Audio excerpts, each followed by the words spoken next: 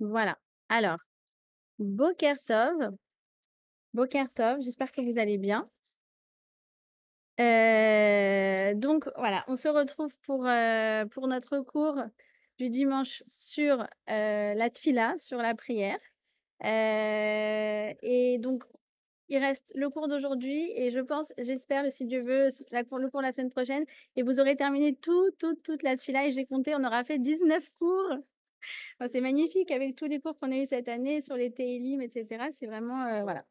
Alors, je me permets de commencer ce cours par voilà, comme ça vous saurez, je mets ma casquette de campagne, voilà, vous l'avez vu? Comme ça vous saurez que c'est un moment pub. Je me permets de faire 3 interruptions, 2, allez 2 interruptions pub. Donc vous connaissez, le cours du dimanche, d'accord? Mais voilà, nous, Baruch Hachem, ça fait 15 ans que, on est en Israël, à Tel Aviv avec mon mari et on fait plein d'autres choses, voilà, à part le cours, que vous connaissez.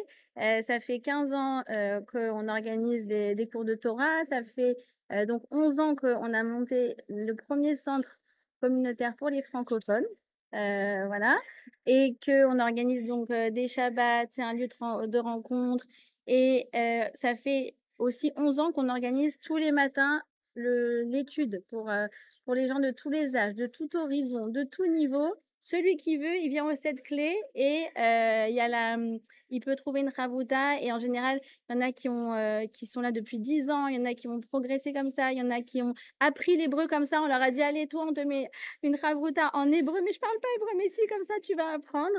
Voilà, ça fait, 10 ans donc qu'on forme les couples avant le mariage et c'est des voilà, on fait ça vraiment gratuitement de tout notre cœur. Mon mari et moi, j'ai formé près de 300 calottes en 10 ans. Voilà, 9 ans que je donne mon cours sur la paracha. Il y en a beaucoup qui le reçoivent en ligne aussi. Et ici, il y a des femmes qui viennent vraiment, voilà, de tout horizon. Ça fait 5 ans que mon mari fait accompagnement couple, Shalom Bayit. 2 ans, voilà, qu'on étudie tous les dimanches matins. On fait un séminaire d'études très sérieux sur texte. Moi, quand je dis aux gens: «Eh, on a fait Shet Haïl, Megillat Esther, Megillat Ruth, Megillat Echa, les Télim, la Tfila, 19 cours sur la Tfila». Voilà, les gens, ils sont vraiment impressionnés de ce que vous faites. Et puis, voilà, bon, malheureusement, un an on a un programme d'aide pour les familles de soldats et de réservistes. Donc, voilà, sachez que si vous donnez un peu de votre maaser, ça peut être vraiment quelques euros par mois, c'est pas important, combien, bah, ça nous soutient beaucoup et c'est pas que encore une fois, les cours, sur Zoom ou le cours, en ligne pour celles qui regardent la diffusion, mais c'est pour tout le reste. Voilà, maintenant j'enlève ma casquette et on peut commencer. Alors voilà, donc on va faire la prière sur la reconstruction de Jérusalem, d'accord? Et heu, donc Binyan Yerushalayim et ensuite sur Malchut Bet David, le règne de David. Ah oui, je vais vous mettre le lien du coup pour, le don. Vous voyez à quel point je suis pas pragmatique? Voilà, je vous le mets. Merci. C'est allodon.fr/clé CLAY 24. Voilà. Alors, on a déjà dit donc, que la bouche est un organe à double sens. C'est-à-dire que quand je dis quelque chose, ça influence mon extérieur, d'accord? Les gens à qui je m'adresse, mes interlocuteurs, mais on a dit aussi que ça m'influence moi-même. Donc, souvenez-vous que lorsque l'on prie, on prie aussi pour se sensibiliser à certaines choses. C'est-à-dire que quand un enfant, une personne va prier pour la reconstruction de Yerushalayim, tous les jours, elle va se souvenir que Yerushalayim manque dans sa vie. Et d'ailleurs, c'est intéressant de voir que à propos de Yerushalayim et de donc sa reconstruction qu'on attend, très rapidement, je vais vous expliquer ce que ça veut dire. Eh bien, il y a pas que seulement la tfila, mais il y a 2 moments cruciaux dans la vie d'une personne où on va se rappeler la destruction du Beth Amikdash et la destruction de Yerushalayim. C'est quoi ces 2 moments cruciaux? Alors c'est, bah, le mariage, au moment de la choupa. Au moment de la choupa, en fait, on casse le verre sous la choupa pour se souvenir, en fait, de la destruction de Jérusalem. Alors que pourtant, c'est un moment de pur bonheur, c'est un moment d'espoir, d'avenir, d'un couple qui se construit, d'une nouvelle, Baït Ne'eman Israël, d'une nouvelle maison juive. Ah, à ce moment-là, on fait une pause, ouais, comme tout à l'heure avec ma campagne de lèvres, vous voyez? Alors là, on fait la pause campagne, reconstruction de Jérusalem et on casse le verre. Ça, c'est la première, 1er moment et le deuxième, c'est intéressant de voir que quand, une personne achète une maison, alors c'est très important lorsque elle va l'aménager de laisser un zecher les Chorban Beth Amikdash. Elle va laisser un petit coin dans sa maison qui n'est pas fini, ça peut être un coin en béton, par exemple, qui soit brut pour se rappeler donc de la destruction, du Beth Amikdash et de la destruction donc de Yerushalayim. Alors, c'est quoi Yerushalayim? On connaît la ville de Yerushalayim. Si vous allez sur Google Maps et vous écrivez Jérusalem, vous allez la voir, d'accord? Donc vous me dites, quand on prie pour la construction de Jérusalem, elle n'est pas en ruine. Donc qu'est-ce que ça signifie, prier pour la reconstruction de Jérusalem? Alors, ce qu'il faut comprendre déjà, c'est le nom de Yerushalayim nous dit déjà quelle est l'essence de ce lieu.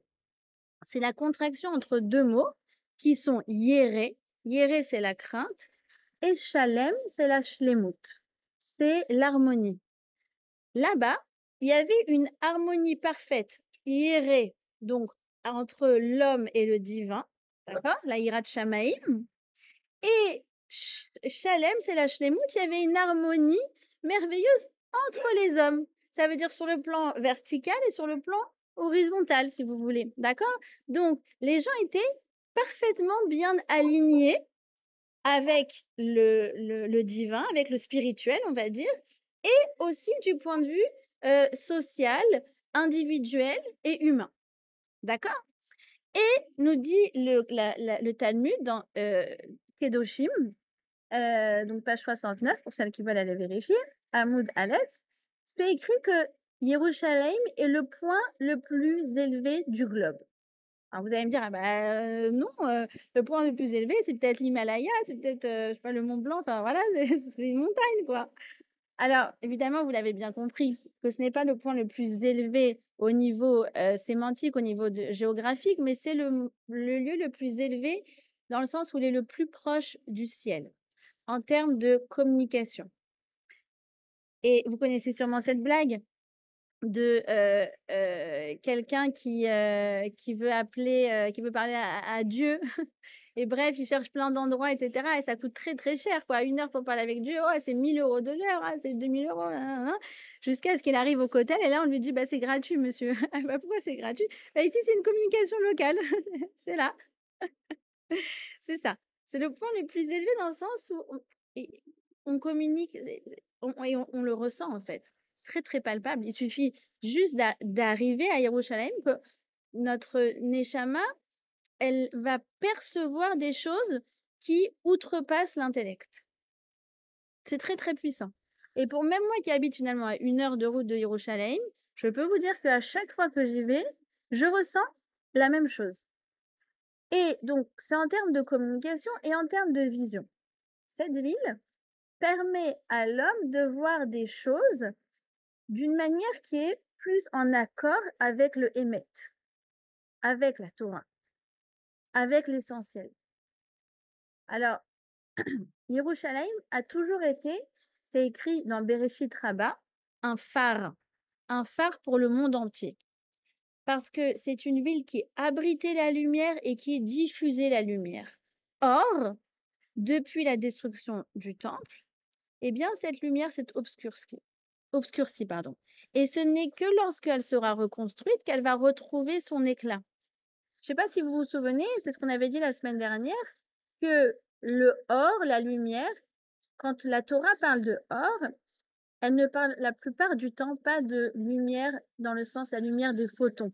Elle parle de la lumière de l'éclairage, de ce qui est clair, de la distinction, de dire voilà, c'est bon, j'ai compris, je vois clair. C'est la lumière de l'intelligence, du discernement. On avait déjà vu tout ça. Et on avait déjà vu que Adam Arishon, il avait une lumière qui lui permettait de voir d'un bout à l'autre du monde, que l'embryon dans le ventre de sa mère aussi, il est en connexion avec le Hémet parce qu'il étudie tout le temps avec l'ange et donc du coup, il voit d'un bout à l'autre du monde. exactement comme Adam Arishon. Eh bien, quand on allait à Yerushalayim, on était comme Adam Arishon. On était comme l'embryon dans le ventre de sa mère, dans le sens où on percevait beaucoup mieux, beaucoup plus naturellement le Hémet. Et cette lumière s'est obscurcie. Il y a une deuxième chose, c'est que là-bas, donc à Yerushalayim, vous savez qu'il y avait le Beth Amikdash. Et le Beth Amikdash, donc c'était le cœur de l'humanité et c'était en fait le lien entre le peuple juif et Akadosh Baruch Hu. C'était ce fameux lieu de rencontre. D'accord? Les Goïms aussi également pouvaient venir au Beth Amikdash et vous voyez tous les miracles. Dans le Beth Amikdash, il y avait un lieu encore plus particulier, le Kodesh HaKodashim. Là-bas se trouve une pierre. Et cette pierre, eh bien, c'est l'endroit où Adam a été créé. Et c'est là-bas que Dieu lui a insufflé le souffle de vie, sa neshama. Et on dit qu'en fait, Hachem continue d'insuffler la vie à toute l'humanité, c'est-à-dire à chacun d'entre nous, encore à partir de cet endroit très kadosh. Et c'est vers ce lieu-là qu'on va orienter toutes nos prières. C'est quand même tellement incroyable de voir que toutes les synagogues, où qu'elles se trouvent, que ce soit à New York, que ce soit euh, en Afrique du Sud, que ça soit en Europe de l'Est, en Russie, je sais plus, je sais pas où, toutes, mais absolument toutes, sont tournées vers Yerushalayim. Parce que là-bas, c'est le point de jonction spirituelle entre le ciel et la terre. Alors, qu'est-ce qui se passe? C'est que en fait, depuis que le Beth Amikdash a été détruit, c'est comme si nous vivions avec un respirateur artificiel. D'accord? C'est-à-dire que le souffle de vie ne nous vient plus de manière directe comme ça l'était au moment où nous avions le Beth Amikdash. Et donc, quelqu'un qui vit avec un respirateur artificiel, il peut paraître d'ailleurs en parfaite santé, mais lui, il est angoissé. Il se dit non, mais je suis pas dans la shlemout, je suis pas complet, je suis pas dans une situation normale. Parce que je sais que je suis vulnérable. À un moment ou à un autre, ça peut s'arrêter. Il peut y avoir un défaut dans la machine. C'est pas naturel. C'est ça, en fait, la destruction de Yerushalayim. Depuis que le Beth Amikdash a été détruit, nous avons été maintenus en vie, en bonne santé physique, d'accord? Mais au niveau spirituel, au niveau de la lumière, au niveau de ce qu'on voit, au niveau du émet, alors c'est artificiel. C'est pas naturel. Et du coup, on est très, très vulnérable. Et on est très, très fragile. Et c'est la raison pour laquelle on prie pour Yerushalayim. Parce qu'on veut retrouver ce lien qui est direct. Alors, je vais vous montrer d'ailleurs le Even HTR. J'ai regardé sur Internet une photo. Je vais vous le montrer, c'est incroyable. Comment je fais? Oh, comment on fait pour partager un écran? Ah, voilà.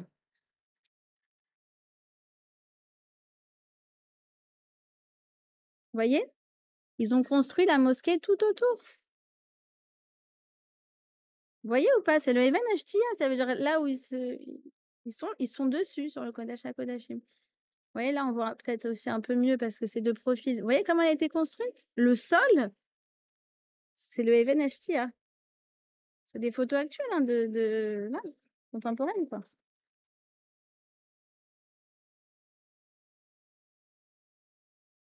Voilà. Donc, il faut savoir que Yerushalayim existe sur 2 niveaux. Il y a ce qu'on appelle Yerushalayim Shel Mata et Yerushalayim Shel Mala. Et David Ameller, lorsqu'il a tracé le plan de Jérusalem, eh bien, il l'a fait selon le modèle céleste qu'il a connu par Ruach HaKodesh. Et il s'est efforcé d'établir un parallèle parfait entre Yerushalayim Shel Mala et Yerushalayim Shel Mata. D'accord? Comme par exemple quelqu'un qui est un architecte, il a le plan.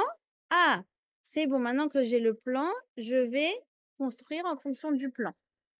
Ce plan, c'était Yerushalayim Shel Mala. Alors, Yerushalayim Shel Mala, c'est un plan qui est certes architectural, mais c'est aussi un plan qui va toucher l'âme de chacun qui va se trouver là-bas à Yerushalayim. Ça va nous toucher au niveau de notre comportement, de notre, amour du prochain, de nos traits de caractère. Ça va en fait influencer sur ça et lorsque, il y a 2000 ans, les gens à Yerushalayim ont cessé de respecter le protocole, on va dire, de Yerushalayim Shel Mala, au niveau de leur comportement, alors en fait, à ce moment-là, Yerushalayim Shel Mata a été abandonné par Hachem et son peuple a été exilé.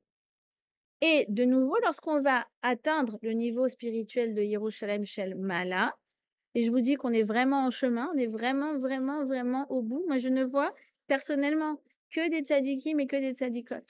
Et regardez tout ce qu'on fait en Laretz et en Israël depuis 9 mois, on ne pense plus à nous, on ne fait que donner, que donner, que donner.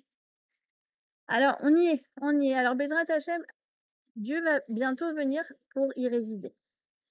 C'est écrit également dans le Talmud que sur 10 mesures de beauté qui ont été accordées au monde, 9 ont été données à Yerushalayim et seulement un pour le reste du monde. Pourquoi? Parce qu'elle a donné son maaser.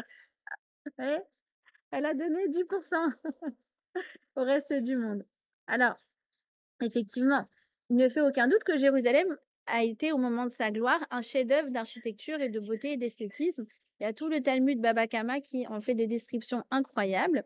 Mais ce que je veux que vous compreniez, c'est que cette ville, c'est pas simplement une agglomération de beaux bâtiments où des gens s'installent ensemble euh, pour des raisons d'intérêt personnel, comme n'importe quelle autre ville au monde. Là-bas, les gens venaient pour Yerushalayim. C'est-à-dire que on peut avoir une ville qui est très belle au point de vue architectural, mais avec des gens creux. Là-bas, ce qui était beau, au-delà de l'architecture, c'était les gens. Les gens étaient beaux. Ils étaient beaux au niveau de leur comportement. Ce qu'ils faisaient, c'était beau. Et il y a une autre chose aussi qu'il faut savoir, en dehors de la qualité morale voilà, des habitants, c'est que, de manière générale, une agglomération, ça fait que l'individualité de chacun va s'amoindrir. On sait, plus la ville elle est grande et moins on fait attention à chacun. D'accord? Je le sais pour avoir habité à Manhattan. Vous imaginez pas, il y a à chaque fois, on se disait il y avait des trucs tellement bizarres et les gens ne faisaient pas attention. Il y avait je sais pas si vous avez connu ce cow-boy on l'appelait le naked cowboy. C'était un cow-boy il était en caleçon quoi et avec une guitare, là-bas à Times Square. Alors les touristes trouvaient ça très rigolo, mais finalement après on se disait: «Mais nous on passe on passe tous les jours, on fait même plus attention». Il y avait plein de trucs comme ça très fous. Les gens ils font pas attention les uns aux autres. Une fois aussi on avait rigolé, on avait vu un quelqu'un qui était, il était un Spider-Man. Alors je pense qu'il sortait d'un spectacle ou quoi, mais il était habillé vraiment en Spider-Man dans le métro. Puis en fait, il était là en prendre son métro normal et il y a que moi et mon mari qu'on a vraiment on était mordus, en train de pouffer dans le métro, mais les gens, ils étaient là tous à côté, hop, Spider-Man à côté, on s'en fiche. Bref, donc il dit comme ça Rav Jacobson, il dit que, heu et Ader, qui veut dire un troupeau, un rassemblement, c'est la même racine que Nehedar, disparaître. Ouais, c'est le fameux métro boulot dodo. Dans les grandes villes, on s'oublie. Les gens, ils sont anonymes et ils sont très indifférents, malheureusement. C'est très différent d'ailleurs des petites villes ou des villages où les gens se connaissent, ils s'entraident, etc. À Yerushalayim, c'était le contraire. Elle pouvait s'agrandir, s'agrandir, s'agrandir, s'agrandir, que les gens faisaient attention les uns aux autres. Que chacun savait qui il était. Chacun y ressentait sa neshama, son âme, de manière très intense. Quand je dis qu'il savait qui il était, c'est pas qu'il sait, je suis le docteur truc, je suis le PDG, je suis madame machin. Pas la manière dont il se présente avec sa carte de visite. Non, qui tu es vraiment. Quelles sont tes passions, quels sont tes points faibles, quels sont tes points vulnérables, qu'est-ce que tu aimes, qu'est-ce qui t'émeut, qu'est-ce qui te fait pleurer, qu'est-ce qui te fait ceci, vous voyez ce que je veux dire? Moi, j'ai eu une fois dans ma vie cette sensation. Une fois, quand j'ai été à Ouman.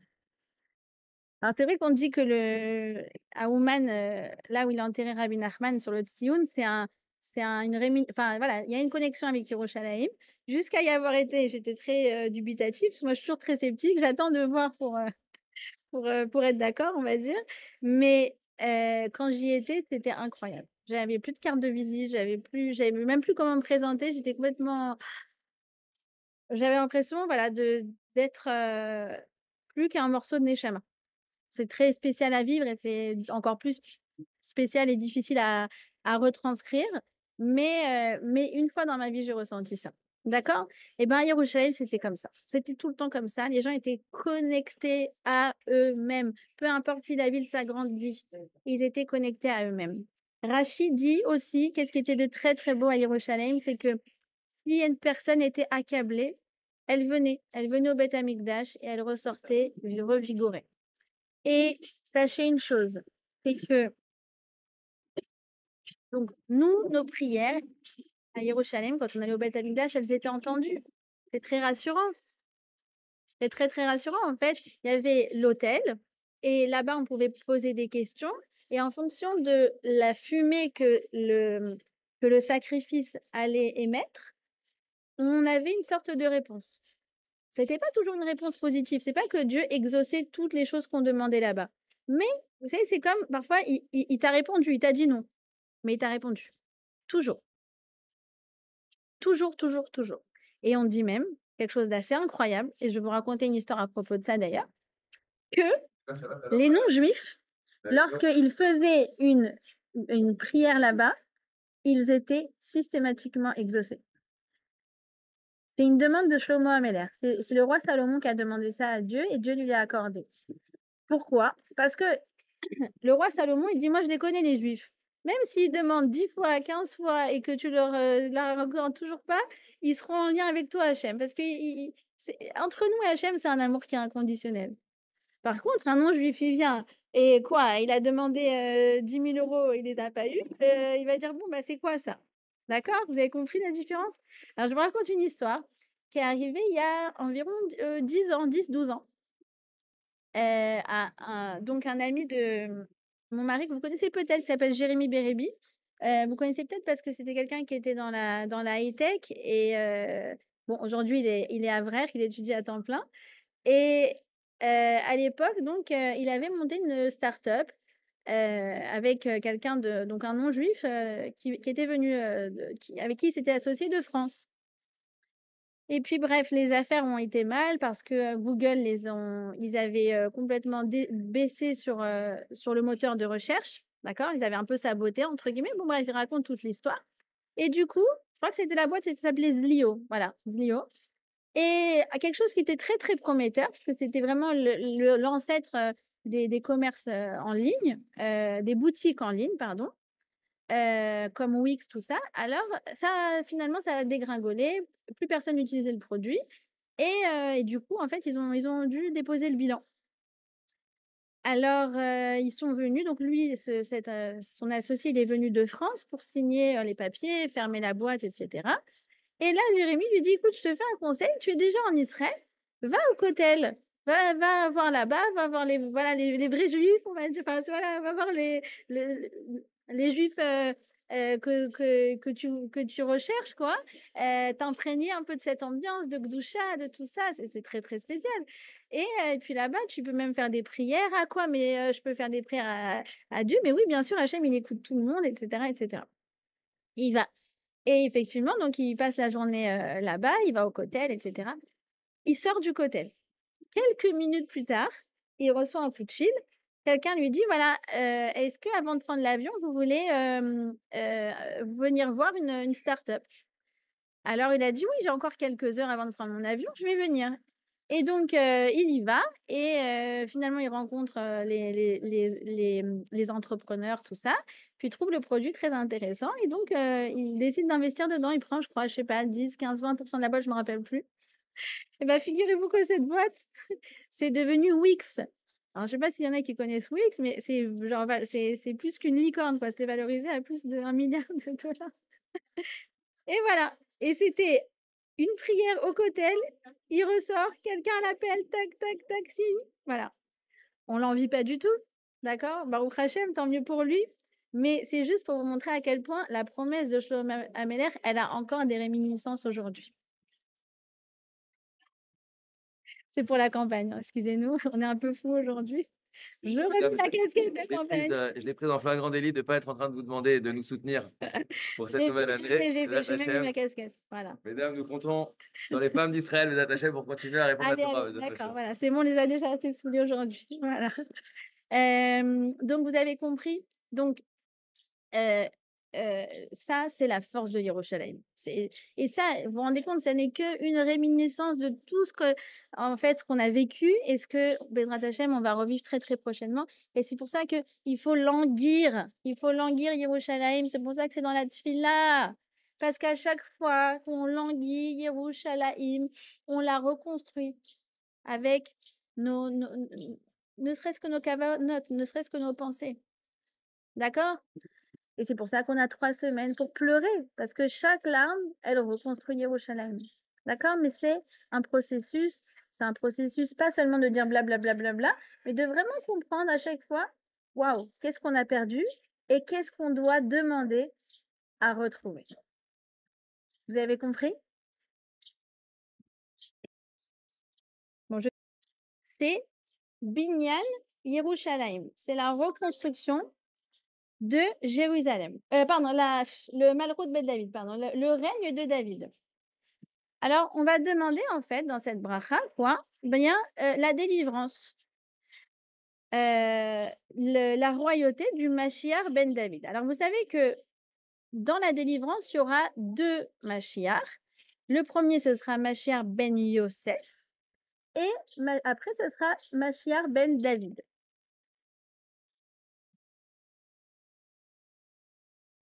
Voilà, je vous ai répondu. Et on dit que le rôle de Mashiach ben Yosef, ça va être de ramener la souveraineté juive à Yerushalayim et de rassembler les exilés en Israël. Il y a écrit qu'il va certainement mourir, c'est comme ça que c'est écrit dans le Talmud, Masechet Souka. Et après sa mort, il y a des événements tumultueux qui vont se produire, dont le point culminant sera l'avènement de Mashiach ben David. Qui est Mashiach ben Yosef? Je n'en ai strictement aucune idée. Il y a eu beaucoup de spéculations. Honnêtement, on ne sait pas qui c'est. Il y en a même qui ont dit peut-être c'est David Ben Gurion, je ne sais pas. C'est un peu dubitatif, mais mais en tout cas, il y a donc il y a une idée comme ça. Mais moi, personnellement, je j'ai jamais entendu une réponse, convaincante. Est-ce qu'il est arrivé déjà? Est-ce qu'il n'est pas encore arrivé? Je ne sais pas. Il y a beaucoup, beaucoup de spéculations, mais on ne peut pas savoir. Alors le Midrash, à propos du verset «Achodesh hazeh lachem», d'accord? Donc heu heu, quand, Dieu nous donne la mitzvah de sanctifier la lune, eh bien le Midrash dit quelque chose de très intéressant. Dit tout comme le cycle de la lune est de 30 jours, où elle croît et elle décroît, eh bien, c'est pareil avec la royauté d'Israël. On a en fait 14 générations depuis Abraham jusqu'à David. D'accord? On peut les faire d'ailleurs, c'est facile. Abraham jusqu'à David. Ensuite, la 15e, c'est le zénith, c'est la pleine lune. C'est qui? C'est le roi Salomon. Et on sait que à l'époque du roi Salomon, Yerushalayim a vraiment atteint le zénith. C'était la ville la plus glorieuse du monde et même de toute l'humanité.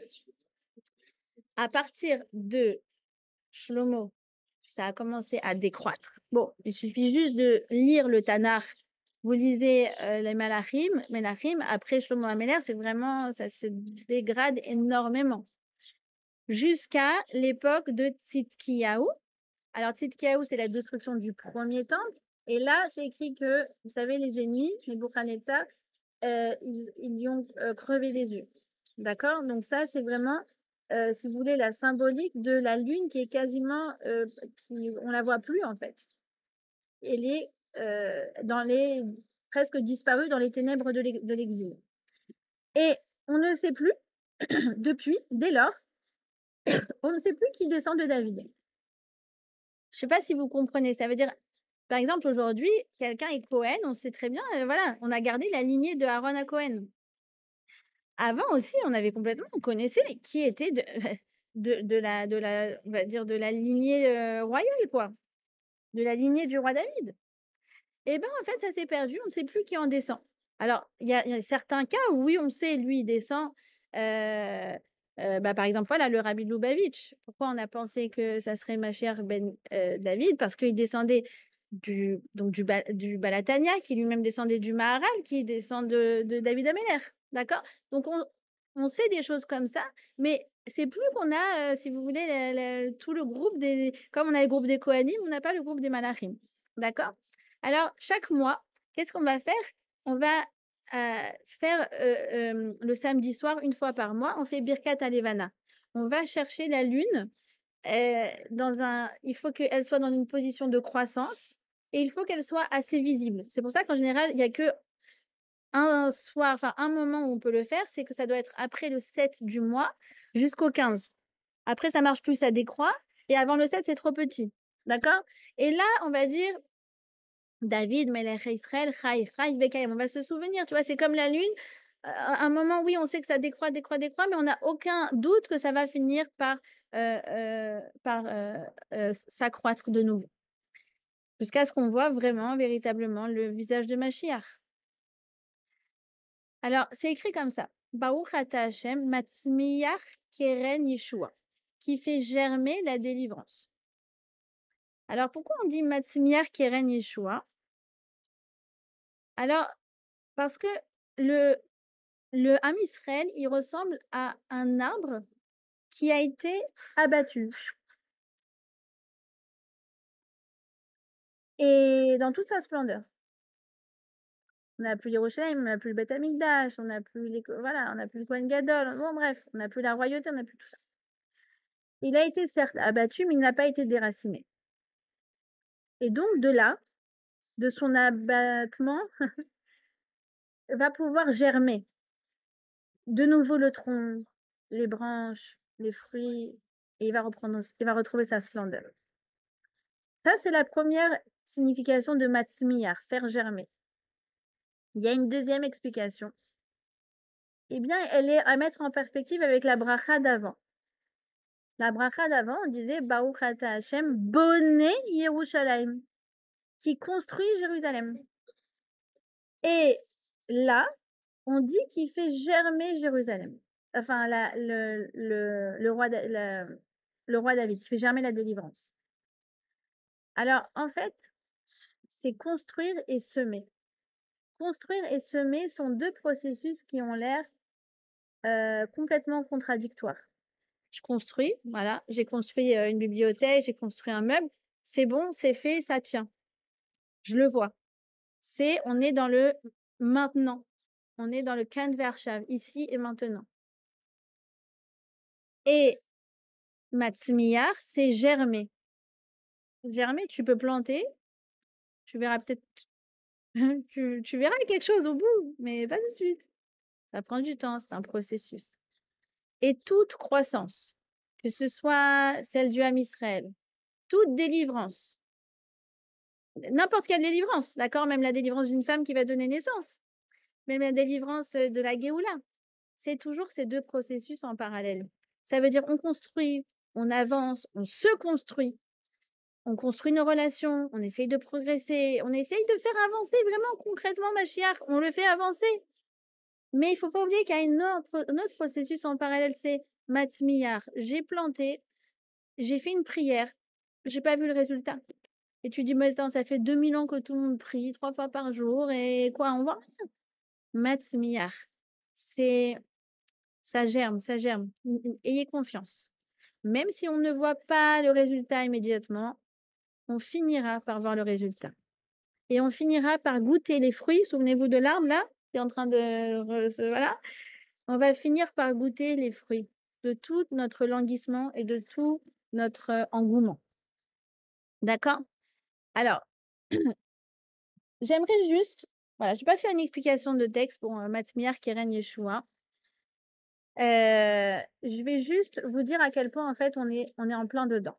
On est en plein dedans et je pense que quand vous allez mettre des petits mots dans votre sidour pour vous rappeler les cavanotes, mettez ces choses-là. On est en plein dedans. Pourquoi? Parce que l'une des indications du fait qu'on est à la veille là, on est vraiment, on est en train, c'est comme si, une femme, elle est rentrée dans la salle d'accouchement, quoi. D'accord? Donc on n'a pas encore vu de bébé, mais voilà, on sait que c'est imminent. C'est que jamais, dans toute l'histoire de l'humanité, jamais les événements à teneur historique ne se sont succédés à une cadence comme on la connaît aujourd'hui. Regardez la une des journaux avec tous les titres assourdissants, les uns plus que les autres, qui s'enchaînent à une vitesse ahurissante. Ça veut dire, par rapport à l'époque même de ma grand-mère, ou voilà, imaginez-vous, ça n'a rien à voir. La dernière fois, j'ai vu, une amie. Alors, c'est une amie qui, elle malheureusement a perdu son mari, pendant le 11 septembre. Je sais pas si vous avez connu Thierry Saada, heu, le fils de Martine Saada, donc c'était l'époux de mon amie Delphine et elle a accouché le lendemain. Le lendemain, elle a donné naissance à Lior. Alors la dernière fois, je l'ai vue, elle me dit: «C'est Lior». Je fais: «Lior, il a 24 ans». 23 ans, pardon, ouais, 23 ans. Et c'était hier le 11 septembre. C'était hier! C'est fou! Et tout ce qui s'est passé entre-temps, ça veut dire on a l'impression que ça appartient à un autre monde complètement. Ça appartient à un autre monde et même ce que je me disais tout à l'heure, c'est que même depuis 2020, mais regardez combien de changements il y a eu. Le corona, pas le corona, on a eu, des premiers événements avec Gaza, nous, en 2021. Il y a eu ce qui s'est passé à Méron, il y a eu, d'autres guerres. Regardez ce qui se passe en France. Mais attendez, c'est même pas que 4 ans là et on a la tête qui va exploser. Ce rythme frénétique est annonciateur de la venue du Mashiach. Pourquoi? Parce que au fur et à mesure que en fait, vous savez, le monde, il a 6 000 ans. D'accord? On a 2 000 ans de Tohu Bohu, 2 000 ans de Torah et 2 000 ans de Ikvé des Meshiré, de temps messianique, de préparation au Mashiach. D'accord? Euh, eh bien, ça correspond aux 6 jours de la semaine. Et le dernier millénaire, ça sera donc l'avènement messianique. Ça correspond au Shabbat. Au mesure que le Shabbat, il approche, vous avez déjà remarqué que la maison, elle commence à s'activer encore plus, encore plus, encore plus. Tout le monde, pas que la maîtresse de maison, tu as même les petits de 5 ans qui viennent faire une mission, tout le monde qui est en train de s'affairer et la maison, elle commence à prendre un rythme effréné. Ben là, c'est pareil. C'est la même chose. C'est un rythme très effréné à l'approche de Shabbat qui arrive. Et on a tous une mission, même quelqu'un qui est plus petit, même pas vous, mais voilà, moi, par exemple, ou même des gens communs, on a tous maintenant, comme la mère qui va dire au petit, allez, vite, vite, va faire le balai, mais il a 2 ans, mais c'est pas grave, là, ça y est, c'est Shabbat. Chacune qui peut diffuser de la Torah à son niveau, à son échelle. Et regardez la beauté de ces groupes WhatsApp, de tous ces trucs. On peut dire plein de choses sur les réseaux sociaux, on peut dire plein, plein de choses. Mais il y a quand même une chose extraordinaire. Heu, à quel point, en fait, on peut se renforcer les unes les autres d'une manière tac, comme ça. Il y a 10 ans, c'était impossible.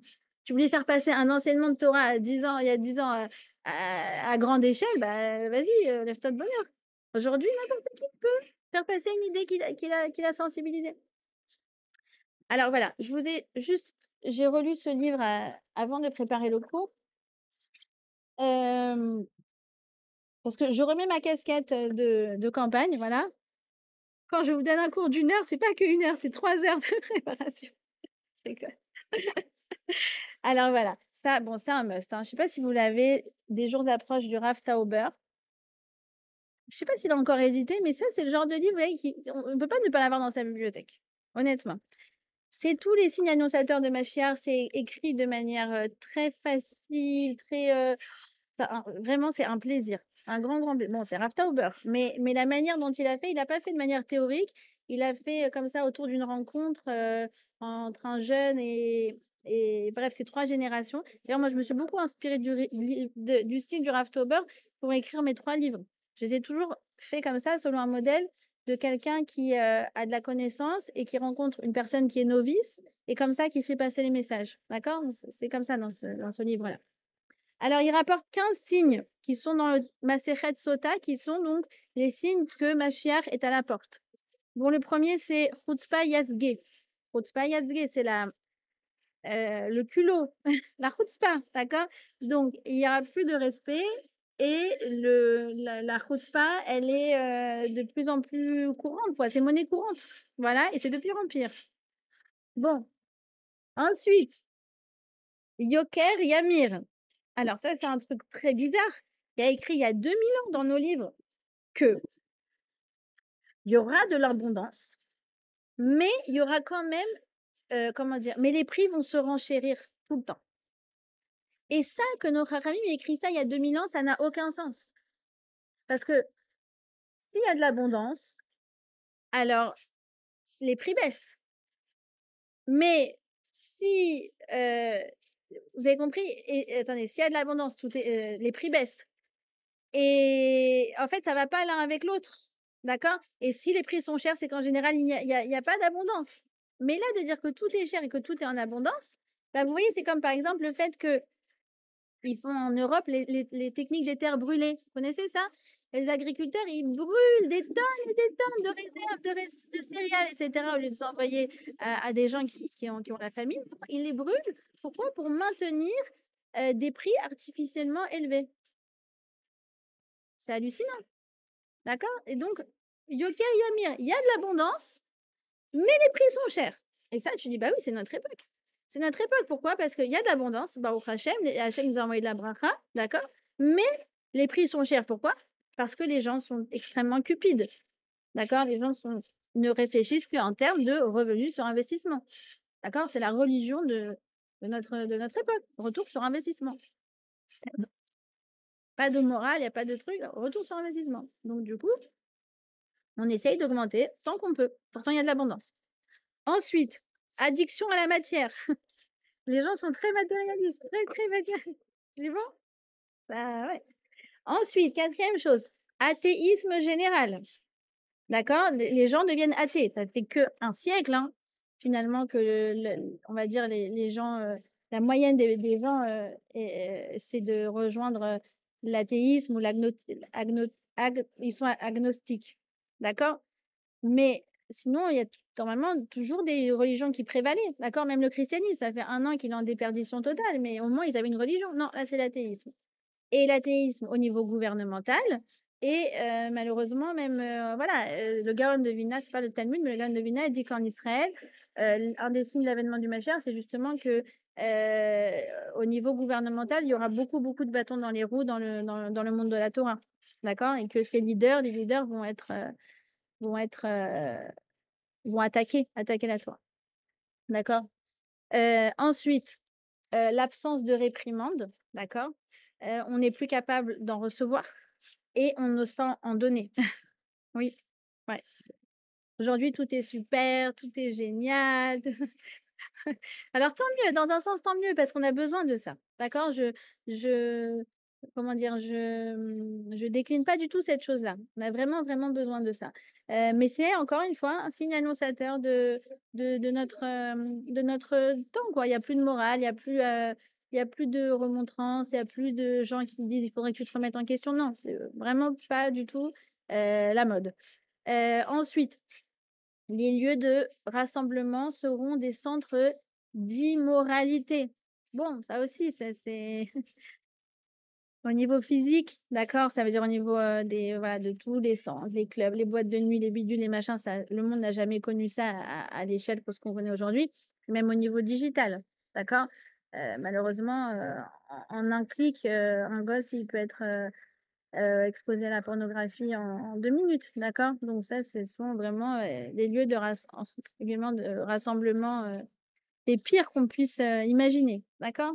Les frontières tombent, les frontières tombent et ça, c'est vrai. Les frontières tombent, l'Europe des 25, il y a plus de barrières, il y a plus de barrières, de frontières, il y a plus de barrières, même la mondialisation, d'accord? Il y a plus de barrières à l'entrée, tout ça. Alors il y a aussi autre chose, il est marqué: «Les centres de Torah seront détruits». Alors pour le coup, ça, je pense que ça correspond, si vous me demandez mon avis, à avant, enfin, la Seconde Guerre mondiale, on a perdu l'intégralité quasiment des centres de Torah et aujourd'hui, ce qu'on voit, je pense, hein, à mon avis, c'est quand même, au Hachem, ça fleurit et on voit déjà les germes. Vous voyez, ces fameux germes dont on parlait tout à l'heure, on voit quand même que ça reprend, ça refleurit et pour moi, personnellement, je pense que c'est les prémices, du monde messianique. D'accord? On va se moquer des gens sages, d'accord? Et ce qu'on disait une fois avec mon mari, on était dans un avion et on regarde pas du tout, rien du tout, mais on voyait les gens à côté qui regardaient des séries, tout ça. Puis il y a un truc qui nous a marqué. On a dit: «Tu vois toujours celui qui, il a l'air de bien agir, il a l'air, ils ont fait comme ça une série sur les religieux, sur les Haredim et en fait, il a toujours l'air un peu bête, un peu ridicule. Celui qui a de la yirach shamayim, vous voyez ce que je veux dire? Donc on se moque des gens qui sont droits, des gens qui sont sages, d'accord? Ce qui est plus, le vent en poupe, c'est, d'arnaquer, de voilà, des choses comme ça.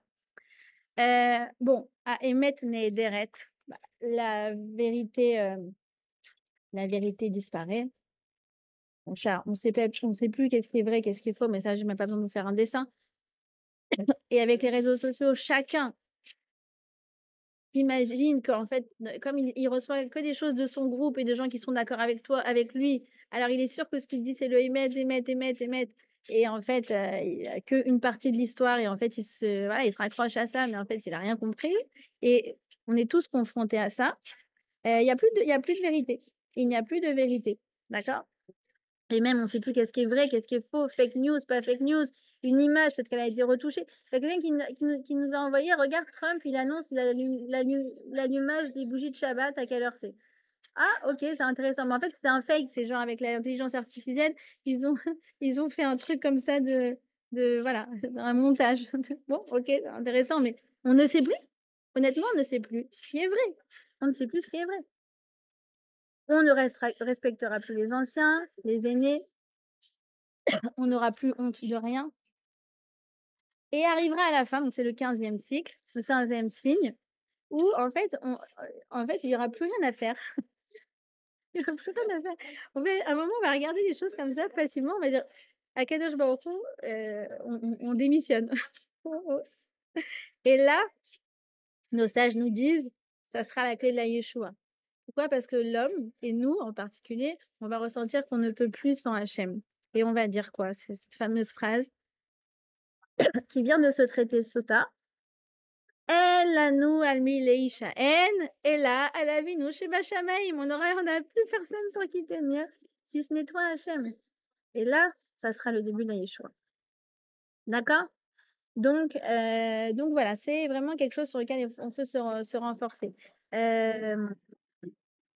Se dire qu'on voit pas encore, mais c'est vraiment comme si une femme, elle était rentrée dans la salle d'accouchement pour donner naissance. On voit pas encore le bébé, mais on sait que de toute façon, c'est qu'une question d'heure et c'est imminent. Alors nous aussi, c'est une question de semaines, de mois, d'années, on ne pas pressé, c'est imminent. Et on doit se renforcer dans cette chose-là. Se renforcer. Pourquoi? Parce qu'il dit, donc le Rambam, c'est avec le Maïmonide, à une époque justement de galoute et de déperdition de connaissances, où les gens devenaient de plus en plus ignorants, d'accord? Alors le Rambam, il a dit: «Regardez, je vais vous donner une liste de 13 principes et celui qui croit à ces principes, il a un chelek leolam haba, il aura une part dans le monde futur». D'accord? C'est les fameux Ani Maamin, que Dieu il est un, il est et cetera, que, il n'y a pas d'autre Dieu que lui et cetera. C'est vraiment 13 principes très faciles, vous les avez à la fin des Sidour.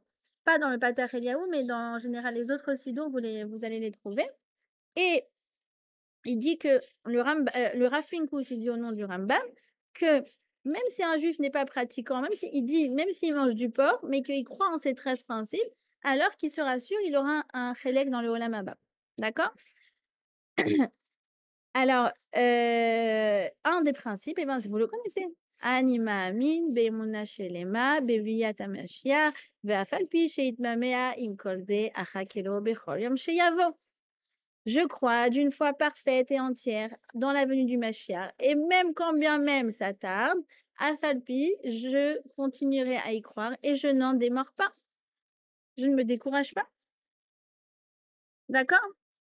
Alors, je terminerai sur ça parce que c'est une notion qui est quand même très importante que j'ai entendue au nom du Rav Boyer. C'est que, en fait, plus on avance dans les années et plus ouais, le plus important, c'est de se renforcer dans l'amour. Plus on avance dans les années, plus on pourrait être, affligé. Pourquoi? Parce que on voit quoi? On voit que tous les standards de comportement baissent. Les téléphones, les enfants qui sont sur les TikTok, les bidules, les machins, comme on a dit, la superficialité, comme on a dit, le manque de moralité. Ouais, ouais. Ouais, ouais. OK, d'accord. Le manque de moralité, bref, tout ce qu'on écrit, tout ce qu'on a décrit, le manque de honte, la voilà. Alors on se dit: «Mais quoi? Ma chère, il va venir, dans cette génération-là, en fait». On se dit: c'est dommage». Il aurait dû venir justement dans une époque où, oh là là, il y a du niveau, il y a de l'élégance, il y a de la classe, il y a de la Hémina, il y a de la pratique de la religion, il y a tout ça. Juste, vous vous rendez compte que les juifs Shomer Torah Mitzvot ne représentent que 10-15 de l'entièreté du peuple juif, d'accord? L'écrasante majorité du peuple juif ne respecte pas la Torah et les mitzvot. Je dis quoi? Mais, ma chère, il va venir là, dans ça, dans ce truc-là? Comme quelqu'un a dit, ça va être la cata avant ma chère dans cette cata. Souvenez-vous, dans chaque chose qu'on peut déplorer, on peut aussi chercher le positif qu'il y a dedans. En fait, Hachem, justement dans cette génération qui est très très basse, dans cette génération où tout est permis, dans cette génération où les enfants ils sont biberonnés à des réseaux sociaux et des trucs complètement débiles, alors chaque petite pensée de tchouva, eh bien Akadosh Baruch Hu, il vient et récupère ces étincelles dans l'obscurité la plus profonde. C'est pas pour dire après, du coup, à nos enfants: «Bon, bah, d'accord, vous, bah, on va aller avec le courant» et cetera. Non! On a des idéaux, on doit poser nos idées en standard sans aucun compromis. D'accord? Ça doit pas être tronqué, ça doit pas être diminué. D'accord? Mais nous, on doit se souvenir que Hachem, il veut la avodat Hachem de ces jeunes-là.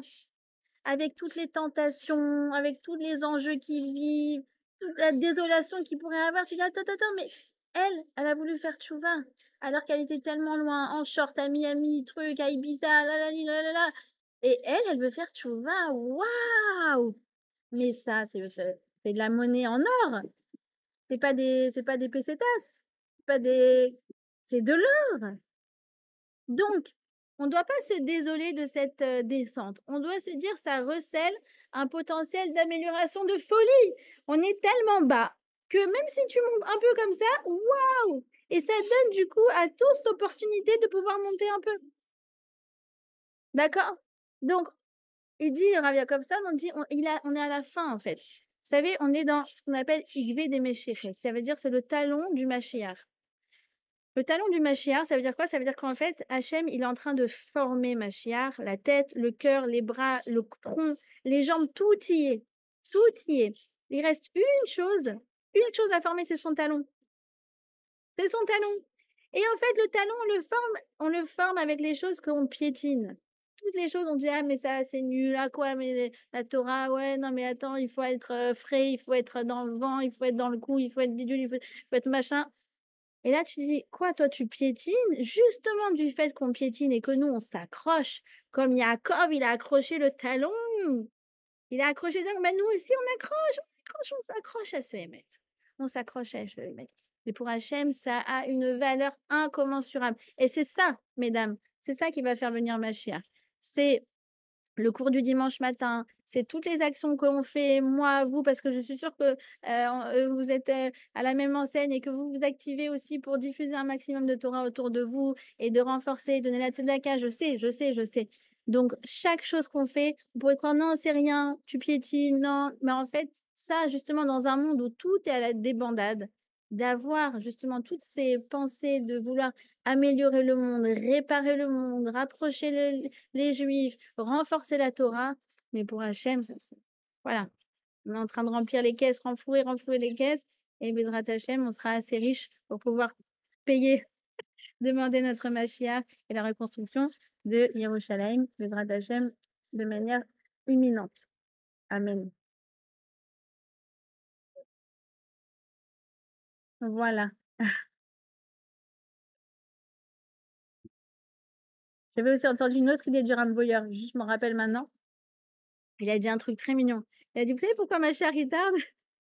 Il a dit: «Parce que là-haut, là, dans le monde des Neshamot, il y a les grands-mères, les grands-mères séfarades, ashkénazes, il y a Mashiach, il veut venir, mais elle pousse la porte, elle dit: "Attends, petit-fils, il doit rentrer, il doit faire tchouva, attends, attends, attends" et ils attendent que tout le monde fasse tchouva, alors elle ils gardent encore et vite, vite, vite, il faut pouvoir rentrer parce que là, bientôt, la porte, elle va se fermer.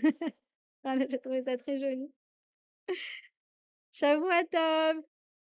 Je vous embrasse très fort. Je vous renvoie, voilà, le lien pour la campagne, clé alvodon.fr/clé 24. Je vous le renvoie tout de suite et bah, à la semaine prochaine et je vous aime. Voilà.